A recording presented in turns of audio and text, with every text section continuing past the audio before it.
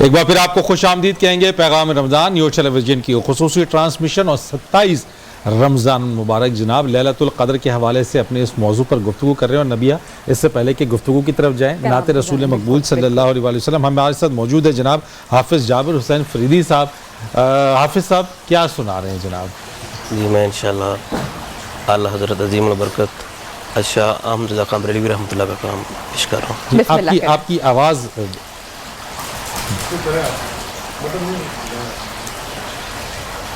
لگائیں آپ.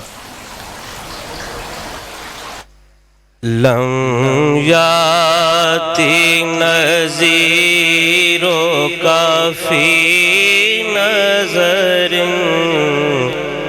مثل تو نہ شد پیدا جانا جگ راج کو تاج تورے سر سوہے جگ راج کو تاج تورے سر سو ہے تجھ کو شہید و سرا جانا.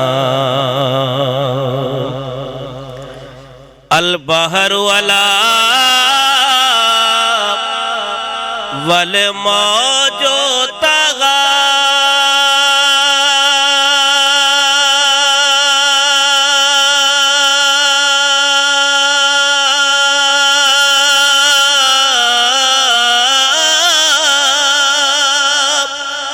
ملبے کسو طوفان ہوش رو باجے ملبے کسو طوفان ہوش رو با منجدھار میں ہوں بگڑی ہے ہوا موری نیا پار لگا جانا.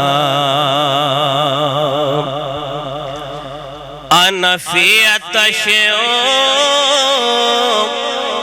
وسخا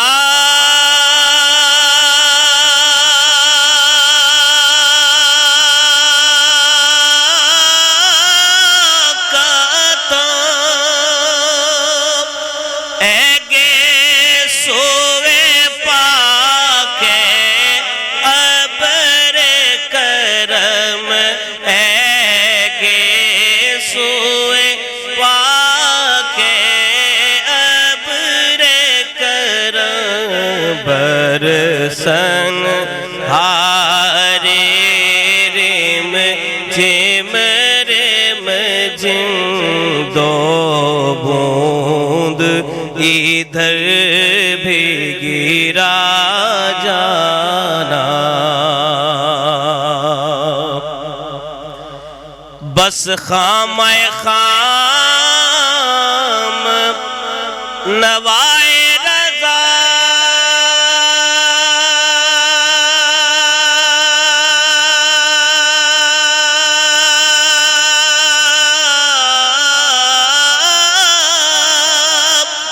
نہ یہ طرز میری نہ یہ رنگ میرا نہ یہ طرز میری نہ یہ رنگ میرا ارشاد احیبانہ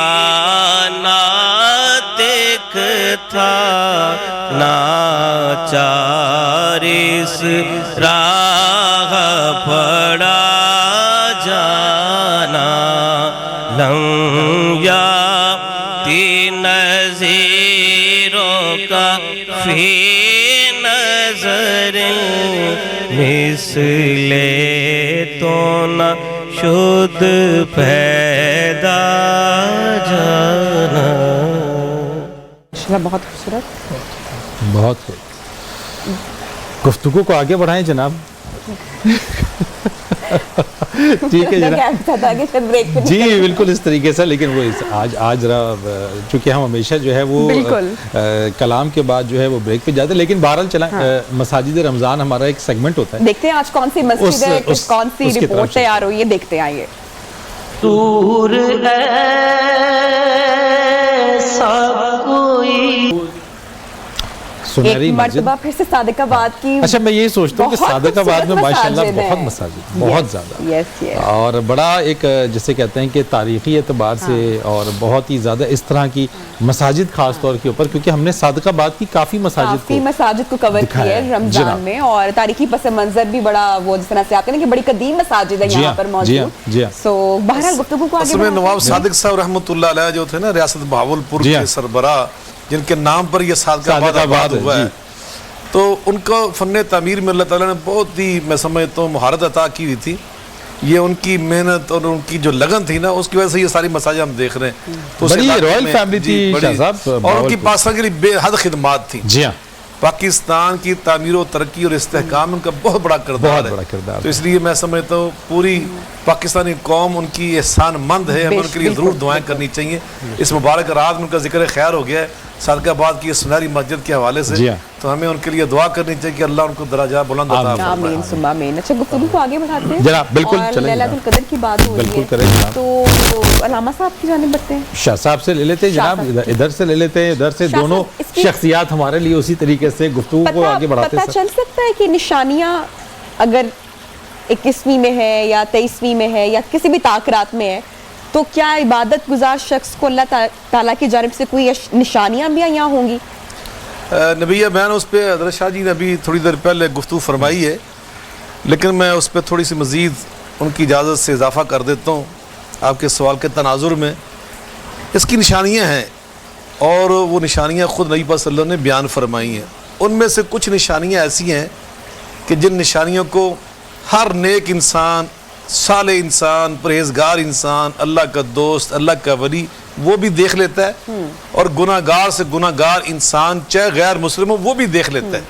بعض اس کی ایسی نشانیاں ہیں جن میں ایک نشانی صحیح مسلم کے اندر بھی نبی پاک نے بیان فرمائی، دیگر کتب حدیث کے اندر وہ موجود ہے کہ جب رات کو شب قدر گزر جاتی ہے نا، تو صبح جب سورج طلوع ہوتا ہے تو فرمایا تطلع یومئذ لا شعاع لہا، اس کی شعائیں تیز نہیں ہوتی، بلکہ دوسری روایت میں ہے کہ تطلع بیضاء، وہ سفیدی ہوتی ہے اس کی رنگت کے اندر، وہ تیزی ہوتی نا، سنہری پن ہوتا ہے، شدت، تمازت، حرارت وہ نہیں ہوتی. تو شاہ صاحب یہ صرف طلوع کے وقت ہے یا یہ سارا دن؟ نہیں، طلوع کے وقت. اچھا طلوع کے وقت. اور اس کی وجہ کیا ہے؟ اس کی وجہ محدثین نے بیان فرمائی کہ چونکہ جو رات گزری ہوتی ہے اس میں فرشتے آسمان سے پے در پہ نازل ہوتے ہیں انوار و برکات لے کر، تو چونکہ نور میں ٹھنڈک ہوتی ہے، اس میں انتہا درجے کی برودت ہوتی ہے، تو اس کی جو انوار کی ٹھنڈک ہے نا، اس کی وجہ سے وہ سورج بھی ٹھنڈا ہو جاتا ہے صبح. اور یہ ایسی نشانی جو ہر انسان دیکھ سکتا ہے. دوسری کچھ نشانیاں ایسی ہیں. اچھا ایک اور نشانی بیان فرمائی کہ وہ رات ہوتی ہے نا، وہ اعتدال والی ہوتی ہے. مختلف علاقوں کے اندر کہیں سردی زیادہ ہے، کہیں گرمی زیادہ ہے، لیکن پھر وہ جو رات ہوتی ہے نا، ہر علاقے کے موسم کے اعتبار سے اس میں شدت نہیں ہوتی. اس رات میں نہ گرمی کی شدت ہوتی ہے نہ سردی کی شدت ہوتی ہے، یعنی اس موسم بہتر ہوتا ہے. یوں کہہ لیں آپ اس حدیث کا ترجمہ تمام دنیا کو سامنے رکھتے میں یہ بات کر رہا ہوں حدیث کی روشنی میں. لیکن کچھ اس کی ایسی نشانیاں ہیں نبیہ بیان جو صرف اہل ایمان، اللہ کے جو پرہیزگار بندے، پاک باز بندے، انہیں ان کا احساس ہوتا ہے. وہ کیا ہے؟ جب شب قدر گزرتی ہے نا، بے شک وہ نظر نہیں آتی کوئی چیز، لیکن ان کے دلوں کے اندر رقت پیدا ہو جاتی ہے، انتہا درجے کی نرمی پیدا ہو جاتی ہے، آنکھوں میں انتہا درجے کی نمی آ جاتی ہے، آنکھوں میں آنسو آ جاتے ہیں، دل سے ابال سے اٹھتا اللہ کی محبت کا، اللہ کی چاہت کا، اللہ کی خشیت کا، نبی پاک صلی اللہ علیہ وسلم کی محبت کا. جب یہ چیزیں اوپر اٹھتی ہیں نا تو آنکھوں میں نمی آنا شروع ہو جاتی ہے، آنسو گرنے. جب یہ کیفیت طاری ہو جائے، بعض اوقات انسان کے رونگٹے بھی کھڑے ہو جاتے ہیں. حدیث پاک میں آتا ہے کہ اس رات میں اللہ کے فرشتے جب نازل ہوتے ہیں نا، وہ بعض اہل ایمان سے آ کے مصافحہ بھی کرتے ہیں. جب وہ فرشتے مصافحہ کرتے ہیں نا، اس کی نشانی ہوتی ہے کہ آپ کے جسم کے رونگٹے کھڑے ہو جاتے ہیں. آپ کبھی اس شب قدر میں تنہا اللہ کے ساتھ بیٹھ کے تو دیکھیں، راز و نیاز تو کر کے دیکھیں. ذرا تھوڑی سی میں سمجھتا ہوں کہ لائٹ کم کر کے اللہ کی بارگاہ میں حاضری دے کے تو دیکھیں یہ ساری کیفیات اللہ اپنے بندوں کو عطا کر دیتا ہے اللہ اور بندے کو اندازہ ہو جاتا ہے کہ میں ان قبولیت کی گھڑیوں میں سے گزر رہا ہوں. اللہ میری طرف متوجہ ہے اس وقت. شاہ جی نے شروع میں ایک حدیث سنائی تھی, میں اس کو دوبارہ دہراتا ہوں الفاظ کے ساتھ. آقا فرماتے ہیں اللہ خود آواز دینا شروع کر دیتا ہے, حل من مستغفر فاغفر له, حل من مسترزق فارزق له, حل من سائل فاعطيه. او میرے بندوں ہم تو مائل بکرم ہیں, کوئی سائل ہی نہیں. او میرے بندوں کوئی گناہ گار ہے تو آیا تو سی میری طرف. میں اللہ اعلان کر رہا ہوں گناہوں کی معافی مانگنا ایک دفعہ تیرا کام, سارے گناہوں کو معاف کر دینا میرا کام. التائب من الذنب کمن لا ذنب له, ایسے بنا دوں گا کہ جیسے تو نے گناہ کیا ہی نہیں تھا. بلکہ سورہ الفرقان میں تو اللہ تعالیٰ نے حد کر دی اپنے بندوں سے محبت کی. فرمایا الا من تاب وآمن وعمل عملا صالحا فاولئک یبدل اللہ سیئاتہم حسنات وکان اللہ غفور الرحیم. بعض بندے اس انداز سے اس ادا سے اللہ کے سامنے روتے گڑ گڑاتے ہیں کہ اللہ تعالیٰ ان کے گناہوں کو صرف معاف نہیں کرتا, ان کے گناہوں کو نیکیوں کے رجسٹر میں تبدیل فرما دیتا ہے. تو یقیناً یہ قبولیت کی جو نشانیاں ہوتی ہیں پتہ چل جاتا ہے انسان کو. اچھا فرید, جیسے ہم نے دیکھا ہے کہ ہمارے پاس زندگی کے ہر کام کے لیے بڑا وقت ہوتا ہے نا, ہم بڑا وقت نکال دیتے ہیں, بڑی تیاریاں کرتے ہیں, بڑی تقریبات مناتے ہیں, دفتر کے کام ہو گئے, بچوں کے کام ہو گئے, اپنے بھولا ہوتا ہے دین ہمیں. تو جب ہم رمضان کی بات کریں, علامہ صاحب اس کی برکت کی بات کریں, تو ہم ذرا اعتکاف کا بھی اس میں ذکر میں کرنا چاہوں گی کہ اگر ہم آخری 3 دن ہی اگر چلیں اعتکاف میں بیٹھ جاتے ہیں تو ایسی کون سی دعائیں کی جائیں, کیا قرآن کی تلاوت کی جائے, نماز کیسے طویل کی جائے, یا کس طرح سے ان دنوں میں عبادت کی جائے جب آپ دنیا سے کٹ کر رہ گئے ہیں, صرف اب آپ نے اپنے دن اللہ تعالیٰ کے لیے وقف کر دیے ہیں. بلکہ شاہ جی اس میں ایڈ کر لیجئے گا کہ جیسے 3 کا تو وہ کہتے ہیں کہ چلے نفلی اعتکاف 3 دن کے لیے, لیکن اوورآل جو اعتکاف جو کرتے ہیں 10 دن کا, فضیلت اور افادیت کیا ہے, اسی میں ایڈ کیجئے گا. بسم اللہ الرحمن الرحیم. بڑی خوبصورت بات کی طرف آپ نے توجہ دلائی ہے. رمضان المبارک جو اپنے اختتام کی طرف جاتا ہے نا, تو بندہ مومن کے دل میں سوز و گداز اللہ رب العزت کی محبت, اس کا پیار اور اس کی طلب اور تڑپ میں اضافہ ہوتا چلا جاتا ہے. اور جو دنیا دار لوگ ہیں وہ تو ان کے لیے تو رمضان ایک جو ہے نا وہ ایک تکلیف سمجھے لے کے آتا ہے, ایک درد سر اس کے لیے بن جاتا ہے, ان کے لیے ٹائم گزارنا مشکل ہو جاتا ہے. لیکن جو اللہ والے ہیں, جو اہل اللہ ہیں, جو اللہ کے مقربین ہیں, وہ ایک ایک لمحہ ان پہ بھاری گزرتا ہے. اور جو رمضان اپنے اختتام کی طرف جاتا ہے تو ان کی کیفیت بڑی دیکھنے والی ہوتی ہے.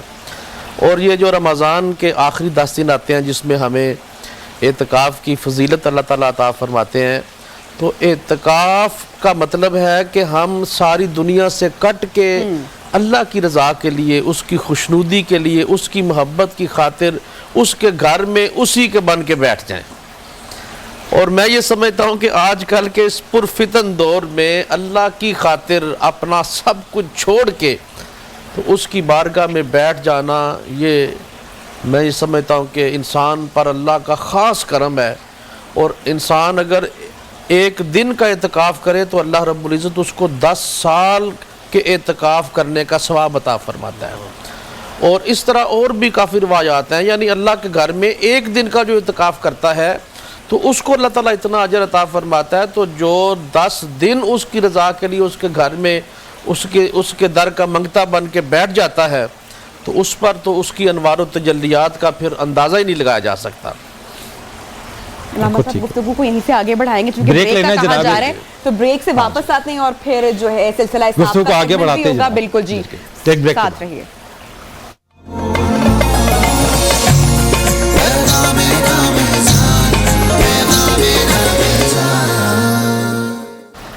خوش آمدید آپ کو کہیں گے جناب ایک بار پھر اپنی اس خصوصی ٹرانسمیشن کے اندر, اور اپنے اختتامی لمحات کی طرف ہم پہنچ رہے ہیں ٹرانسمیشن کے بھی. اور جیسے ہم نے ابتدا میں کہا کہ 27 رمضان المبارک ہے, تو یہ ماہ رمضان کے بھی اختتامی لمحات ہیں. اور یہ ماہ رمضان, ماہ سیام, ہم سے اب سے کچھ دن بعد نبیہ اجازت چاہ لے گا.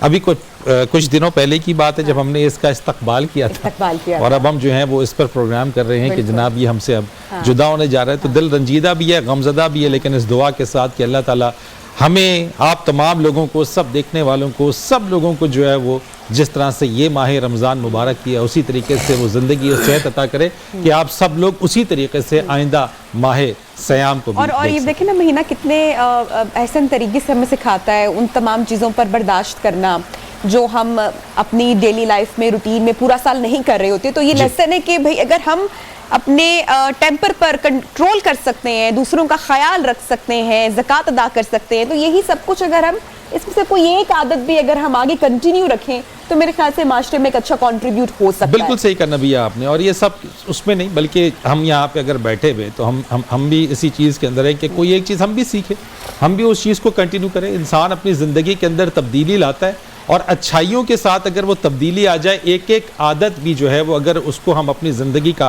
حصہ بنا لیں اور یہ شعور آ جائے کہ پہلے ہم یہ کام نہیں کر رہے تھے لیکن اب یہ کام اچھائی کی طرف ہے, تو یقین جانیے کہ زندگی بہت ہی خوبصورت ہو جائے گی. سیگمنٹ سلسلہ صاحب کی جانب بڑھیں. بالکل چلے جناب. اور جو آج جس صحابیہ کے حوالے سے ہم گفتگو کر رہے ہیں, ام المومنین سیدہ حفصہ بنت عمر رضی اللہ تعالی عنہا, تو ان کے اوپر آج ہم گفتگو کرتے ہیں. شاہ صاحب ذرا روشنی فرمائیے گا اس پر. بسم اللہ الرحمن الرحیم. یقیناً حضرت سیدہ ام المؤمنین حفصہ بنت عمر ابن خطاب رضی اللہ تعالی عنہم اجمعین یہ ہماری ماں ہیں, نبی پاک صلی اللہ علیہ وسلم کی زوجہ محترمہ ہیں, اور نبی پاک صلی اللہ علیہ وسلم نے چوتھے نمبر پر جس خاتون کے ساتھ شادی فرمائی اور اسے ام المؤمنین ہونے کا شرف عطا کیا وہ یہ ہے ہماری ماں حضرت حفصہ رضی اللہ تعالی عنہا ہے. اور حضرت حفصہ یہ حضرت عمر فاروق کی بیٹی ہونے کی وجہ سے اللہ تعالیٰ نے ان کو بالکل آغاز میں اسلام قبول کرنے کی ساتھ عطا فرمائی. السابقون الاولون میں یہ شمار ہوتی ہیں. سب سے پہلے ان کی شادی حضرت خنیس بن حذافہ کے ساتھ ہوئی رضی اللہ تعالیٰ عنہ. وہ بھی صحابی رسول تھے اور السابقون الاولون میں شمار ہوتے تھے. انہیں حبشہ کی ہجرت بھی فرمائی, پھر مدینہ کی ہجرت فرمائی, اور حضرت حفصہ کے ساتھ ان کی شادی ہوئی. لیکن غزوہ احد میں صحیح روایت کے مطابق وہ زخموں سے نڈال ہوئے اور انہیں زخموں کی وجہ سے بعد میں وہ شہید ہوئے. تو اس کے بعد کچھ وقت گزرنے کے بعد حضرت عمر فاروق کی بیٹی تھی, انہیں احساس ہوا کہ میں اپنی بیٹی کی شادی کہیں اور کر دوں, اولاد بھی نہیں تھی ان کی. تو آپ نے حضرت عثمان ذو النورین کے پاس تشریف لے جا کے فرمایا. ان کی اہلیہ محترمہ جو نبی پاک کی بیٹی تھی حضرت رقیہ رضی اللہ عنہ, وہ وفات پا گئی تھی, اللہ کی پیاری ہو گئی تھی. تو ان سے جا کے کہا کہ آپ کا گھر خالی ہے تو میری بیٹی جو ہے وہ بھی بیوہ ہے, تو کیوں نہ آپ میری بیٹی کے ساتھ شادی کر لیں. یہ دیکھیے اسلام کے اندر یہ تکلفات نہیں ہے. آج کے دور میں یہ کوئی چیز کرتا ہے تو عیب سمجھا جاتا. تو بیٹی کے باپ جا کے حضرت عمر فاروق خود پیشکش کر رہے ہیں. تو انہوں نے کہا کہ مجھے فی الحال ضرورت نہیں ہے. آپ کا دل بڑا رنجیدہ سا ہوا. پھر آئے حضرت ابوبکر صدیق کے پاس, کہا کہ آپ نکاح کر لیں میری بیٹی کے ساتھ. تو انہوں نے خاموشی اختیار کی. نبی پاک صلی اللہ علیہ وسلم کے پاس شکایت لے کر گئے.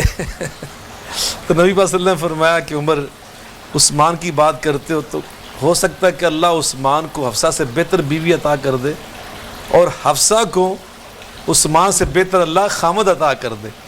پوچھا وہ کیسے؟ فرمایا حفصہ کو اللہ خامد دے محمد مصطفیٰ صلی اللہ علیہ وسلم, اور عثمان کو اللہ بیوی دے میری بیٹی ام کلثوم.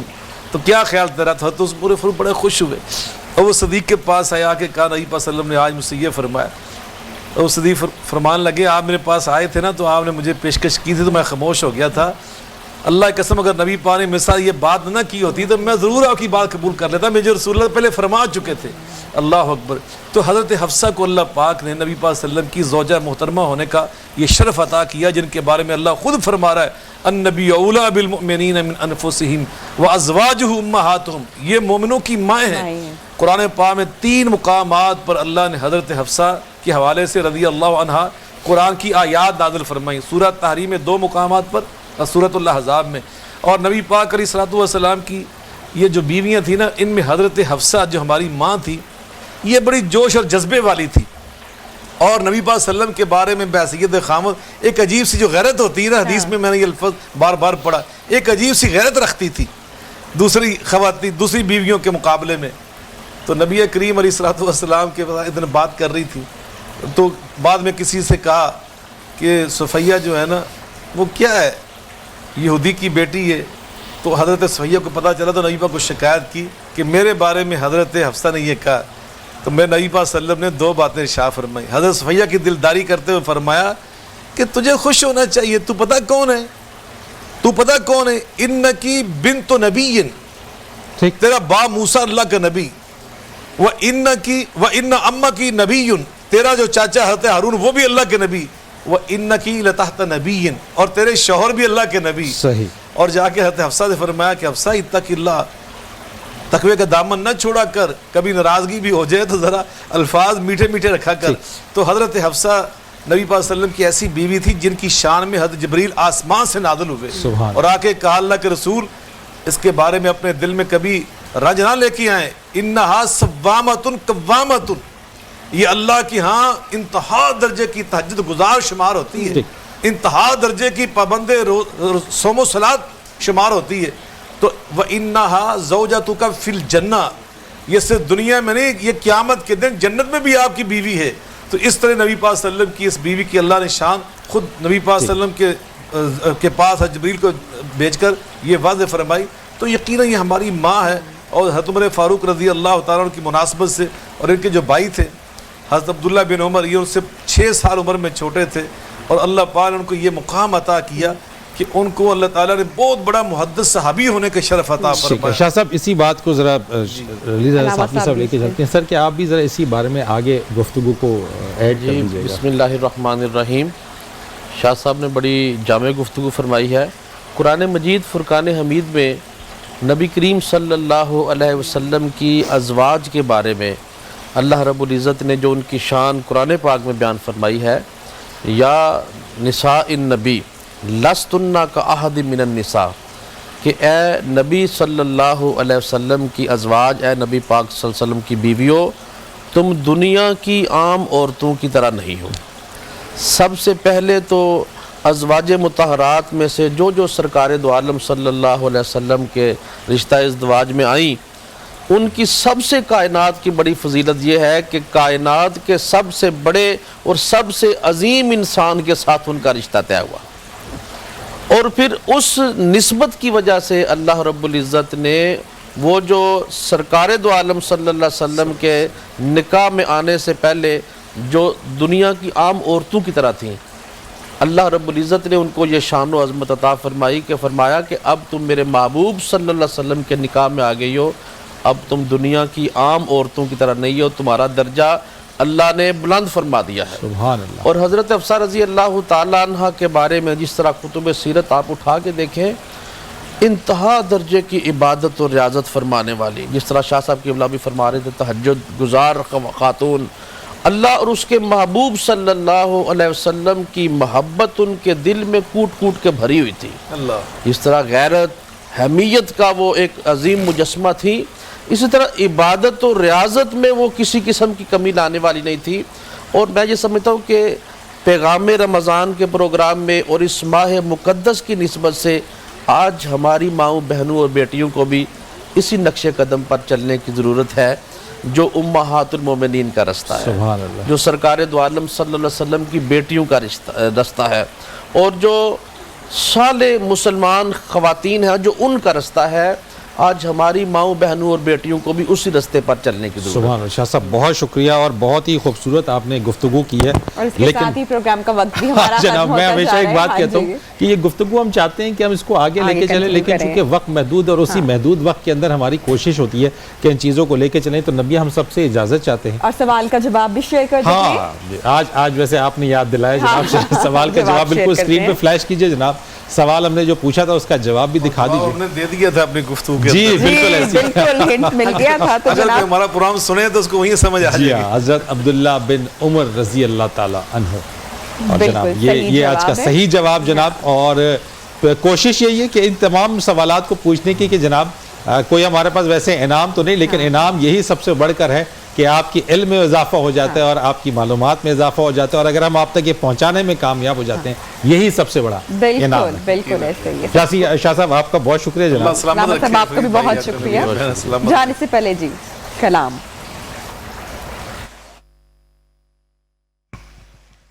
سبحان اللہ سبحان اللہ سبحان اللہ سبحان اللہ. اج سکھ متراں دی ودیری کیوں دلڑی اداس گھنیری لوں لوں وچ شوق چنگیری اج نینا لایا کیوں جھڑیا سبحان اللہ سبحان اللہ سبحان اللہ سبحان اللہ مکھ چند بدر شاشانی مکھ چند بدر شاشانی مت چمک دی لاٹ نورانی کالی زلف تے اکھ مستانی کالی زلف تے اکھ مستانی مخمور اکھیں مد بھریا سبحان اللہ سبحان اللہ سبحان اللہ سبحان اللہ اس صورت نو میں جانا کا اس صورت نو میں جانا کا کہ جانے جہانا کا سچ آقا رب دی میں شانا کا سچ آقا رب دی میں شانا کا جس شان تو شانہ سب بنیا سبحان اللہ سبحان اللہ سبحان اللہ سبحان اللہ سبحان اللہ ما اجمل کا سبحان اللہ ما اجمل کا ما احسن کا ما اکمل کا کتے مہر علی کتے تیری ثنا کتے مہر علی کتے تیری ثنا گستاخ اکھی کتے جاڑیا سبحان اللہ سبحان اللہ سبحان اللہ سبحان اللہ